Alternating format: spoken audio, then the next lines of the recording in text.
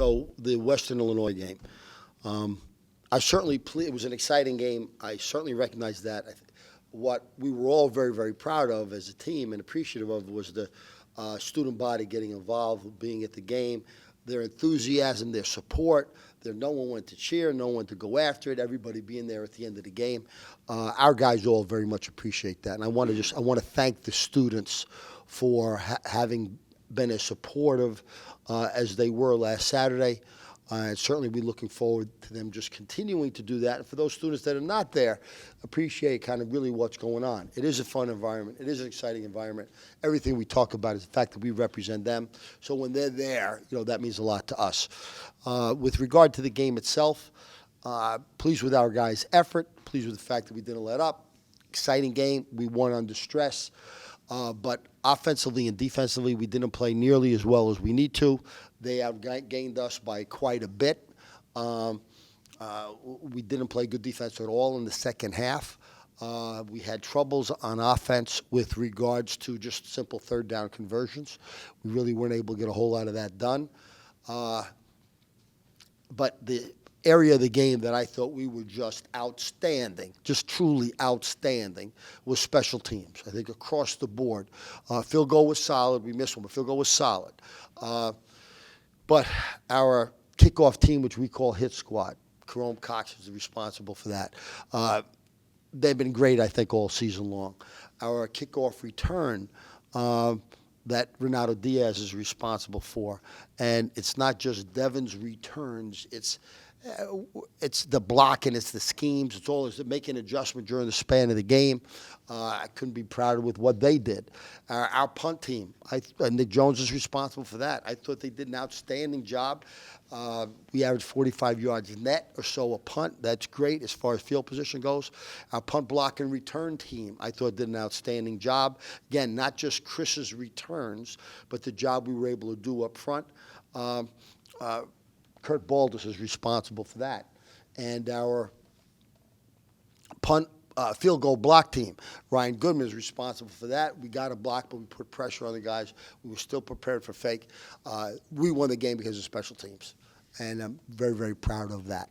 The mistakes that we made and the inconsistencies we had during the game, we certainly discussed those at length on Sunday.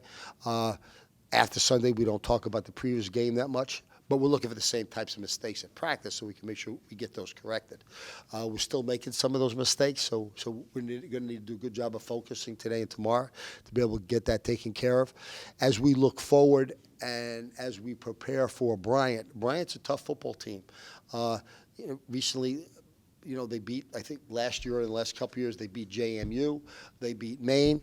They gave Liberty a very, very good game at Liberty.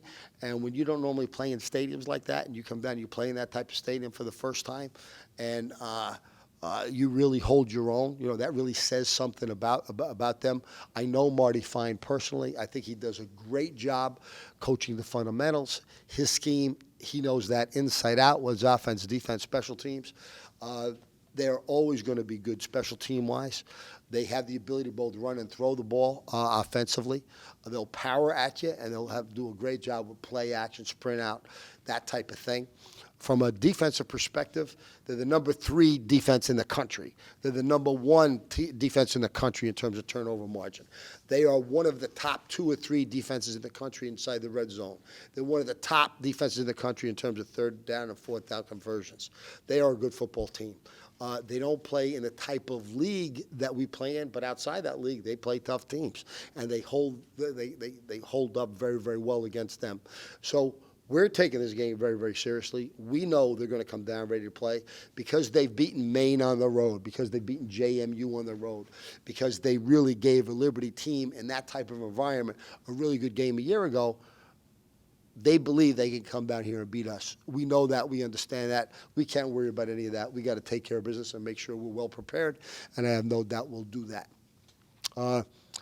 Questions? Men? How's Alex Ross doing? His ankle's still a little sore. We're anticipating that he'll be ready to go, but his ankle's still bothering him. He was at practice yesterday. He wasn't wearing a boot, but the ankle's still sore. I know his injury happened in the pocket, but how do you balance also wanting to protect him and not put him out there for more hits? I think that's a great question, Ryan, in the sense that that's what Dave and I talk about on a pretty regular basis. So remember what he can do. He knows the offense inside out. He knows the offense as well as the coaches know it. And so his ability then to manage the game after a call comes in, dependent upon what they give us, is pretty significant.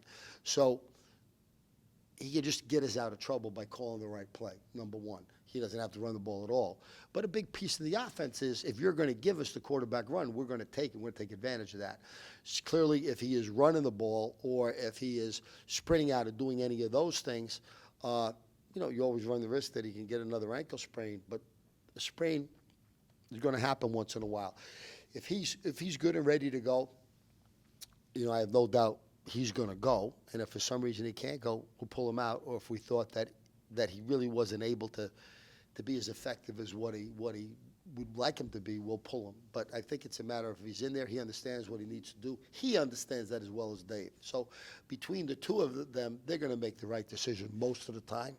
And if at some point he's not ready to go, then Mike Church will be ready to go. And he's done a great job for us whenever he's been in there in the past.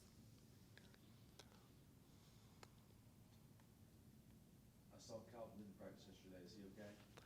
He banged up his elbow the other day. He got elbow shoulder issue, and so I'd say right now he could play, but he's a question mark. So Quinn's going to be recognized on Saturday. I know he's not on this year's team, but does he have some kind of impact on this year's team? How would you sort of phrase that? He has an impact on this year's team in a number of ways. First of all, anybody that's been part of our program's history is part of the legacy that we have, especially in kind of the BAM era in terms of what we've done over the span of the last few years. He's been an intricate part of that. He's been our leader the last 3 years, not just in terms of accolades as a player. He's been captain 2 years with our guys, and that part by itself is unusual. So what he did was for us set a standard for us in terms of linebacker play and defensive play and leadership that the other guys recognize and need to be able to live up to. We're not asking other guys to be Quinn, but Quinn has set the standard, and that has a positive impact on our guys. And by the way, he comes around quite a bit, and the guys are always happy to see him. So he's had incredibly positive impact on us in the past, and that spirit stays with you. That's part of what we build on. You mentioned their defense. What specifically did they do really well that sets them apart defensively? I think they do a good job. They're big and they're strong, and they do a good job of just getting to the ball. I think they're very, very sound. I think they mix up kind of their pressures, and we're kind of showing some of the zone stuff, some of the man stuff. They'll play 3 deep. They'll play man free. They'll want to bring in some pressure. But I think what they do is they execute well. So you might beat them. You might beat them because you're doing a little better job executing than what they are, but they're going to have the right guy in the right place at the right time, as opposed to 2 guys in the wrong gap. Now you gash them and you pick up 25 yards. We don't quite cover the guy. We're open by 2 yards. We're going to get a big gain out of that. They'll be well prepared, and they'll make sure that they have their gaps and their men covered. Our gaps and our men covered. If Calvin can't go, who starts there? McFarland. Any other starters expected to be now they're questionable? I don't think so. I think we should be okay, but I don't think so. It's usually helpful in that if we're talking about somebody specific, I give you a right away answer, but I think we're okay.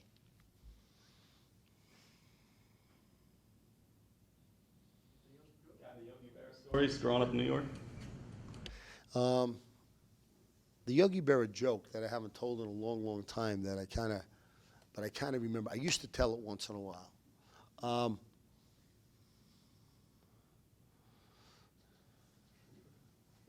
I got to think about it. I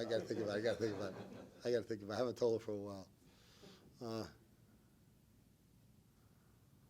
It's hilarious, though. I think but Yogi, I remember certainly Yogi when I grew up, when I was growing up, I loved the Yankees. I loved baseball. I was still playing competitive baseball when I was 39, 40, and 41 in the men's senior baseball league. And even after when I was a kid and got married, I was playing semi-pro baseball. And, I was always a Yankee fan. And when I was a little kid, I'd watch the Yankees get up on television, and I had every one of the 1961 Yankee lineup. I still know cold. And as those guys got up, I would stand in my living room and make believe I was swinging a bat, and I would do whatever their routine was up a plate. Here comes Mickey Mantle. Here's Roger Maris. Here's Yogi Berra, and I would do kind of what those guys did. And so he was a great player, and I met him because you remember the National Italian American Foundation. So I've actually met him 4 or 5 times, and his wife Carmen. What have you noticed looking at film? Looking at film so far, those guys play very hard, and they're very sound defense. They get to the gaps. They don't make many mistakes. As far as the defensive line, they try to confuse you on the kind of fronts they have, and we've been practicing that, and we should be fine. For both guys, what did it mean to see the crowd support last game and the student support especially? It was awesome. It was probably the best crowd I've seen at a home game since I've been here. And, just the energy level, especially in the third down for the defense, everybody's cheering. It was just very energetic. I enjoyed it. I would say for myself, it was honestly, it felt good. It felt good. We felt appreciated, and it just made me want to go harder. And I think that's probably the loudest I've ever seen in a stadium. With that last drive, I was cramping up a lot, and I just knew I had to keep going, and I pulled it out to the end.